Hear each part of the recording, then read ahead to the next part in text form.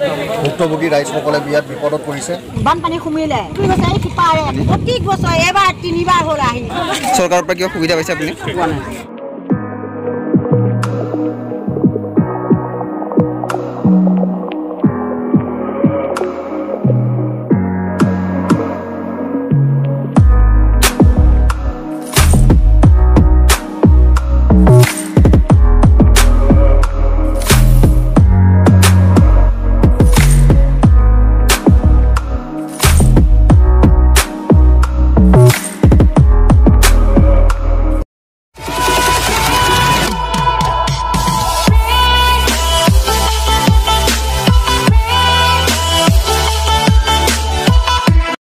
তো হেল্ল' গাইছ, আশা কৰোঁ ভাল আছে আপোনালোকে। আশা কি কৰিম, ইফালে লকডাউন, কৰোণা, আকৌ বানপানী হৈ আছে এতিয়া। তো আজি লাচিত সেনা সংগঠনৰ ফালৰ পৰা আমি বান সাহায্য দিব যাম। তো তাৰ ওপৰত ব্লগটো বনাম আৰু বানপানীৰ কেনেকুৱা পৰিস্থিতি হৈ আছে, মানুহবোৰৰ কেনেকুৱা অৱস্থা হৈ আছে, কি সন্মুখীন কৰিছে, তো তাৰ ওপৰত ব্লগটো বনাম। তো চাই থাকক, আশাৰ ভাল লাগিব।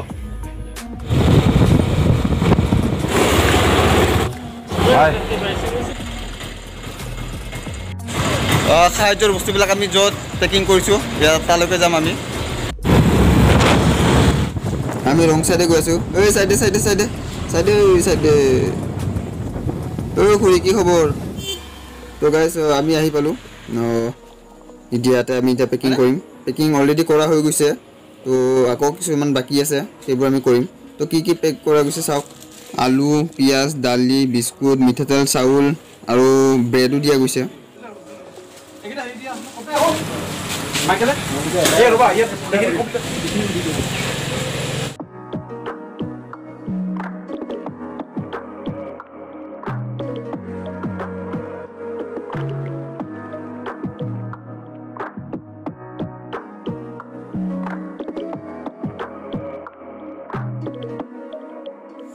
তো আমি ওলালোঁ সাহায্য দিবলৈ।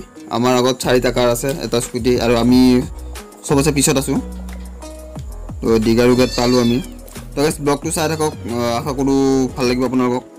তো আহি আমি দীঘাৰু ৰখিলোঁ, কাৰণ পেকিঙৰ এইখিনি কিছুমান বস্তু কমি হৈ গ'ল, আৰু ইয়াতে কিনি আমি পেকিং কৰি আকৌ গুচি গ'লোঁ ইয়াৰ পৰা। ৰাস্তা ইমানেই বেয়া যে 2খন গাড়ী আহিবই নোৱাৰিলে, মানে ৰডি আৰু জেছখন যাব নোৱাৰিলে।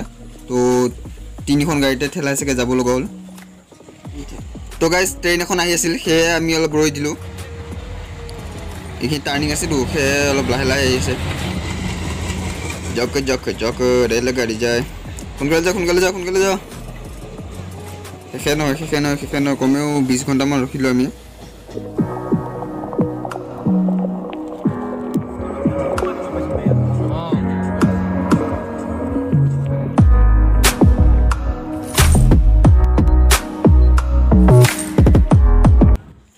তো আমি আহি পালোঁ, আৰু এতিয়া নামবিলাক লিখিব আৰু সেই হিচাপে সাহায্যবোৰ দিব। ঘৰৰ এজন মেইনটেইন কৰ ডিষ্টেঞ্চ।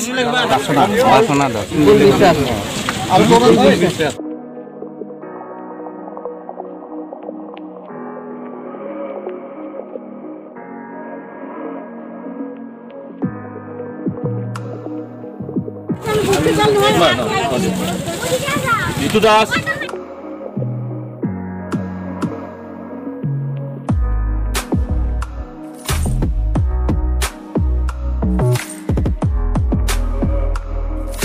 মীনা হৰিজন।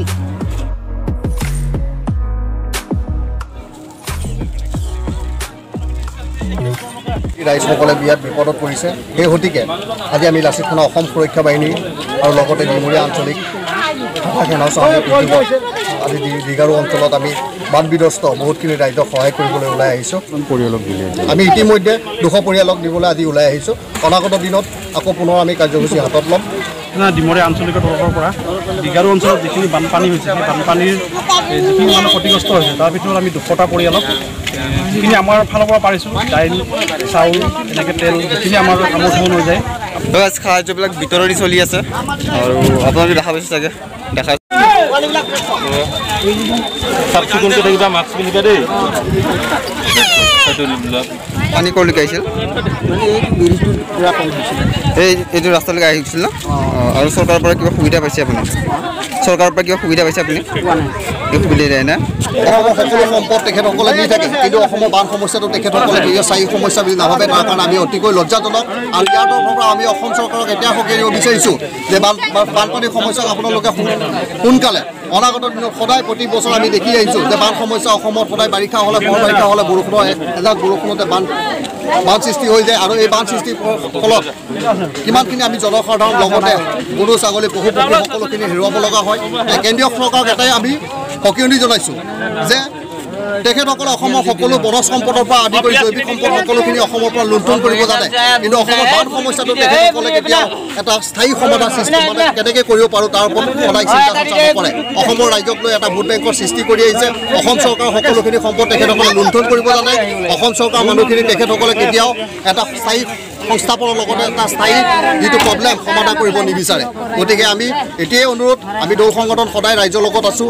অনাগত দিনতো আমি অসমৰ যিমানকেইটা ডিষ্ট্ৰিক্টত বা 30টা ডিষ্ট্ৰিক্টত আজি ভয়াৱহ পৰিস্থিতি হিচাপে বানপানী হৈ আছে এই বানপানী হৈ থকা অঞ্চলত আমি সদায় লাচিত থানা থিয় হ'ম বুলি ৰাইজৰ আগত আমি মত প্ৰকাশ কৰিছোঁ ধন্যবাদ জয় অসম আৰু এইদৰে লাচিত সেনাৰ সংগঠনে প্ৰায় 200 ঘৰৰ কাৰণে সাহায্য প্ৰদান কৰিলে তো গাইজ ব্লগটো চাই থাকক আশা কৰোঁ ভাল লাগিব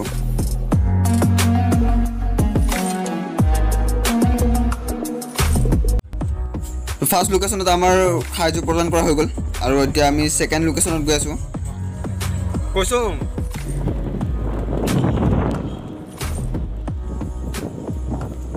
বাপৰে পথাৰ ডুবি পূৰা বিল হৈ গৈছে যাতে খেতি বাতি কৰিব নোৱাৰি তো চবফালে পানী পানী গৈছে এইফালে আৰু এই আপোনালোকে দেখিছে তম্বুৰে ঘৰ বনাই বনাই ৰখা হৈছে যাতে কোনো বিপদ হ'লে ডাইৰেক্ট ইয়াতে আহিব পাৰে সেইটো ৰাস্তা দেখিছে আপোনালোকে য'ত তম্বু টানি মানুহ আছে প্ৰায় এখন গাঁৱৰ নিচিনা দেখি এইখন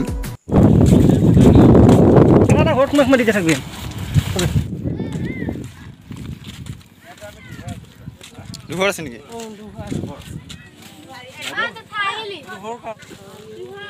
সাহায্য লাচিত সেনা সংগঠন ফালৰ পৰা আপোনালোকে আজিৰ পৰা আহিছে ইয়াতে নাই মই হ'লে আজি 2 সপ্তাহ 3 সপ্তাহমান যাবা বানপানী সুমিলে আপোনালোকৰ ঘৰ ডুবি গৈছে না ডুবি গৈছে এই সিপাৰে একেবাৰে ইটো চাইডত প্ৰত্যেক বছৰ এবাৰ 3বাৰ হ'ল আহি ইয়াত কষ্টত আছোঁ ভাইটিহঁতে একদম উপায় নাই চৰকাৰৰ পৰা সুবিধা আহি আছে চৰকাৰৰ পৰা সুবিধা আহিছে কিবা সুবিধা চৰকাৰৰ পৰা এদিন দিলা দালি দিলা হ'বলৈ 2 কেজিমানকৈ আৰু চাউল দিলা 5 কেজি 6 কেজিমানকৈ এনেকৈ দালি দিছে তাৰপিছত আৰু নিমখ দিছে আধা পেকেটকৈ তাৰপৰা আৰু আমাৰ ঘৰ এই একেবাৰে বৰি চুবুৰাটোত আছে আমাৰ একে বিৰাট পানী আমি গৈছিলোঁ ইমানমান পানী একেবাৰে বিৰাট দ পানী গাহৰি গৰু কোনো পিনৰ পৰা একো ৰখাবও নোৱাৰোঁ এইটো ৰাস্তাত গোটেই শিবিৰ আছিলে বুজিছানে এইটো ৰাস্তাত গোটেই শিবিৰ আছিলে হাঁহ চৰাই চব একেবাৰে মানে অলপমান যাব পৰা হৈছে কিছুমান হাঁহ বহুতো খালা হাঁহ ছাগলী তাতে আছে এতিয়া টিঙৰ ওপৰত এনেকৈ চাং বান্ধি কেনে থৈ আহিছোঁ বহুত মানুহেও খাইছে আৰু কিবা শিয়াল চিয়ালেও খাইছে বহুত দুখ হৈছে ভাইটি আমাৰ এনেকুৱা অসুবিধাত মানে আছোঁ আৰু আমি আৰু একেবাৰে কি কৰিবি উপায় নাই কিবা এটা কৰি কিনে আছোঁ আৰু তো দেখিছে আপোনালোকে মানুহবোৰে কেনেকুৱা কষ্টত আছে ঘৰ দুৱাৰ এৰি আহি ৰাস্তাত তম্বু বনাই থাকিব লগা হৈছে খোৱাৰ অসুবিধা তো অসম চৰকাৰে এইটো প্ৰব্লেম ফিক্স কৰিব লাগে কাৰণ প্ৰত্যেক বছৰে আমাৰ উত্তৰ পূৰ্বাঞ্চলে বানপানীত ভুগিব লগা হয় তো নেক্সট ভিডিঅ' মই ইয়াৰ বিষয়ে অলপ ক'ম কিছুমান কথা আছে